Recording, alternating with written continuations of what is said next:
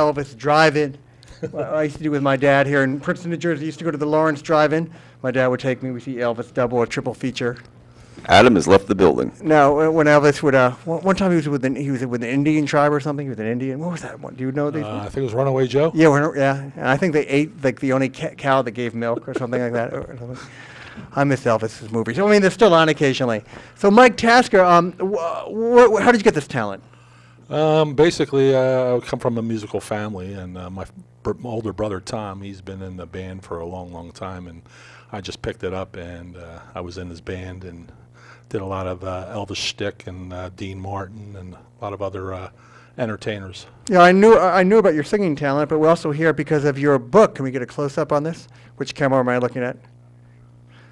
This book is it's a baby boomer tribute, WIWAK, when I was a kid. And you want to describe what you were attempting to do with this book? Yes, Adam. It's a book about the baby boomers from 1946 to 64. It's a retrospective on the baby boomer generation. It doesn't just cover the 50s, 60s, and 70s as you see it usually on TV as far as like an overall version of that time What was period. that show, The Wonder Years? That was a big. The Wonder Years. The 70s more. Well, this is about basically the common kid down on the street, and basically there's snippets of things that the kids did that you wouldn't usually see on regular television shows. You're looking for what it was really like to live then. Well, you were in Levittown, PA, the second Levittown, the first like suburb. Right. First they had New York, and secondly they had Levittown, Pennsylvania, built by Bill Levitt. And it tells basically their story. A lot of the kids in those sections, it was like almost a big human incubator. In the 50s and 60s, every street was loaded with kids. And it, like I said, it gives a retrospective on what happened with these kids. And they grew old. They grew, they grew old, and they also, how would I put it? They did what a lot of other kids did all across the country, even here in Princeton, New Jersey. I'm sure. Juvenile delinquents. Juvenile delinquents, you know, drug addicts, things like that. No, but the thing normal is, things. But you wandered, you played, you fought, you scratched, sports. Right, exactly. And it's one of those type books that started cable TV interview shows. Okay, yeah, exactly. Right here, he's a prime example, Adam. And there's a little bit in there for everybody.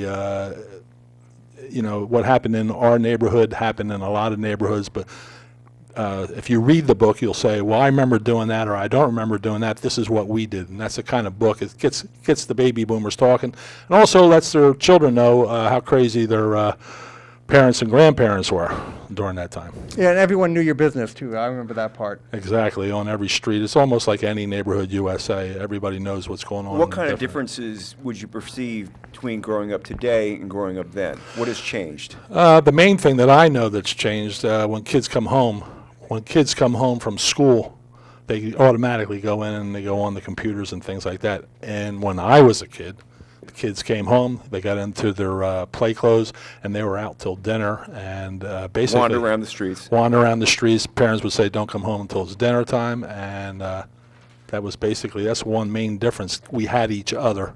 We didn't have the video games and you know, that they have today, and the computer games that well, kids that's one play thing on. that comes out. And there's a Facebook page for I Grew Up in Princeton, and there was a lot of reminiscences about what it was like in those years. And one of the big things was that we roamed. Exactly. We went everywhere. Exactly. Now, it was safer then. There weren't as many cars. Exactly. And you know, so the parents didn't have to worry. Nowadays, kids grow up and they you know, they're driven everywhere. They're chauffeured everywhere. And but it's more dangerous now. Right. I don't think it's more dangerous. When I was a kid, a neighborhood boy whose mother never bothered to wipe his nose. You go out by yourself. Please be quiet. Who never bothered to wipe his nose or tell him how to maintain proper personal hygiene. Always seemed to have goo hanging beneath his nose from the frost until springtime. Adam, you got some stuff here. Needless to say, these youngsters didn't have many friends to talk with. I knew someone like that. Exactly. Like I said, these kids were left to their own devices, and they would play with each other as far as the different games that they would come up with, and some of the games were bizarre while others were commonplace.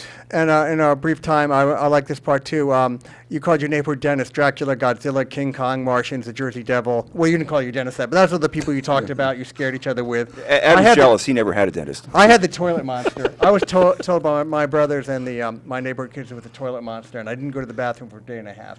'cause I was Okay. afraid. Our Nazi producers. We have 2 more minutes. So, what's your favorite part of this book? What do you want people to get out of it besides knowing who they can relate to it? The thing is it's I would like people to understand one thing, that if they read this book, it goes back to a simpler time. I think America today needs a good laugh. And, before people became real pretentious, with whatever they've gained in their lives, this takes you back to a simpler time when you had nothing. And people seemed to have a little bit more fun at that time without all the... Also, you cherish the things you did get, the taffy or that, the trip to Atlantic City or something like Right. that. Yeah, the simple things. It was the simple things in life, and also the kids from all the blocks had each other.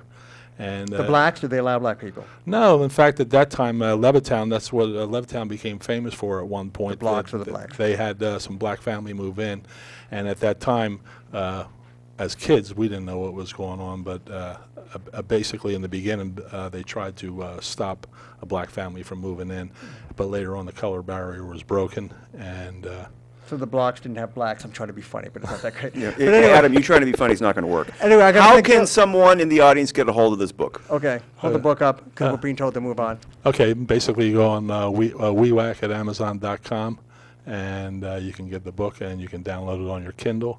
And would say, it's a funny book, and it's a good retrospective. Is it funny ha-ha or funny hee-hee? No, I think it was funny TT. Okay, watch this book and watch Leave It to Beaver. See, I asked incisive Thank you, questions. Mike. Thank you very much, Adam.